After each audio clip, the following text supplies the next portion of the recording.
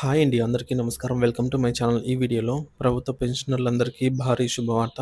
ఇకపై ఆ టెన్షన్ ఉండదు. దీనికి సంబంధించిన పూర్తి తాజా సమాచారాన్ని వీడియోలో తెలుసుకుందాము. వీడియోని ఎక్కడే గానీ స్కిప్ చేయకుండా ఎండ్ వరకు చూస్తున్నప్పుడే ఇన్ఫర్మేషన్ పూర్తిగా అర్థమవుతుంది. అలాగే వీడియో చూస్తున్న ప్రతి ఒక్కరు వీడియోకి లైక్ చేయండి ఫ్రెండ్స్. ఈ వీడియోని తోటి పెన్షన్ మిత్రులతో అయితే షేర్ చేయండి. కొత్తగా మన ఛానల్ చూస్తున్నారు. ఇంకా ఎవరైనా సబ్స్క్రైబ్ చేసుకోకుంటే వెంటనే మన ఛానల్‌ని సబ్స్క్రైబ్ చేసుకోండి. దీని ద్వారా నేను చేసే లేటెస్ట్ వీడియోస్ అన్నీ మీ వరకు రీచ్ అవుతాయి. ఇక ఆలస్యం చేయకుండా వివరాల్లోకైతే వెళ్ళిపోదాము.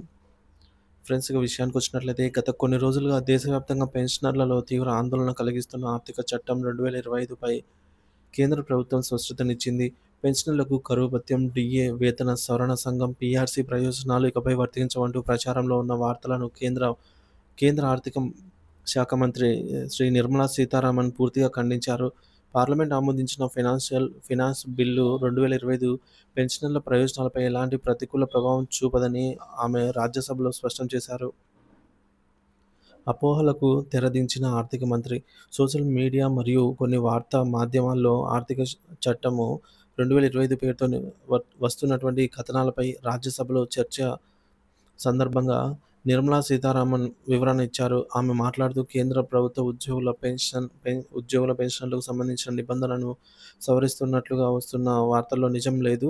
ప్రస్తుత పెన్షన్ విధానాన్ని మార్చే ఉద్దేశ్యం కానీ, సవరించే ఆలోచన కానీ ప్రభుత్వానికి లేదు అని తేల్చి చెప్పారు. సో, ఇది శుభవార్త అని చెప్పవచ్చు. చట్టం యొక్క అసలు ఉద్దేశ్యం ఏమిటి అంటే, ఫైనాన్స్ బిల్లు 2025లో భాగంగా ఆమోదించిన నిబంధనల వెనుక ఉన్న అసలు ఉద్దేశాన్ని మంత్రి వివరించారు. ఇది కొత్త చట్టం కాదు, పునరుద్ఘాటన మాత్రమే.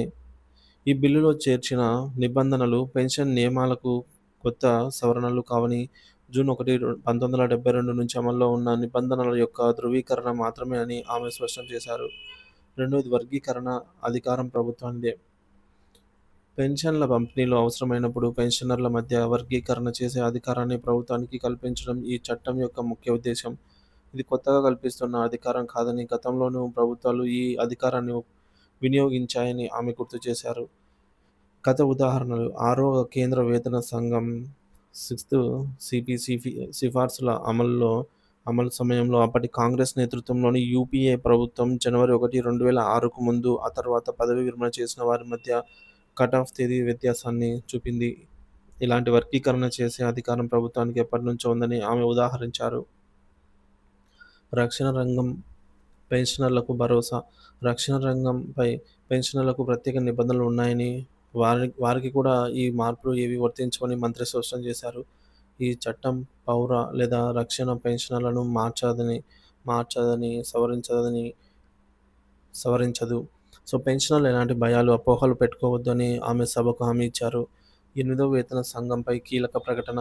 భవిష్యత్ ప్రయోజనాలపై నెలకొన్న ఆందోళనను తొలగిస్తూ 7వ వేతన సంఘం సిఫార్సులను ఎలాగైతే అమలు చేశామో, భవిష్యత్తులో రాబోయే 8వ వేతన సంఘం సిఫార్సులను కూడా అదే విధంగా అమలు చేస్తాము. పాత, కొత్త పెన్షనర్ల విధానంలో ఎలాంటి మార్పులుండవు అని నిర్మలా సీతారామన్ భరోసా ఇచ్చారు. కేంద్ర ఆర్థిక మంత్రి నిర్మలా సీతారామన్ వివరణతో ఆర్థిక చట్టం 2025 పేరుతో చెలరేగిన వివాదానికి తెరపడినట్లు అయింది. డీఏ, పీఆర్సీ ప్రయోజనాలు రద్దవుతాయన్న భయంతో ఉన్న లక్షలాది మంది పెన్షనర్లు ఊపిరి పీల్చుకున్నారు. ప్రభుత్వం ఇచ్చిన ఈ స్పష్టతతో పెన్షనర్లు ఇకపై ఎలాంటి దిగులు చెందాల్సిన అవసరం లేదని, వారి హక్కులకు, ప్రయోజనాలకు ఎలాంటి ఢోకా లేదని స్పష్టమవుతోంది.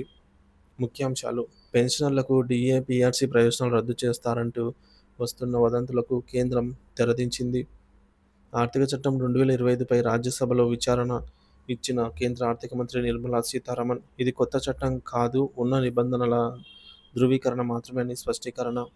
పౌర రక్షణ రంగ పెన్షనర్ల ప్రయోజనాలకు ఎలాంటి ముప్పు లేదని, ఎవరూ ఆందోళన చెందవద్దని భరోసా.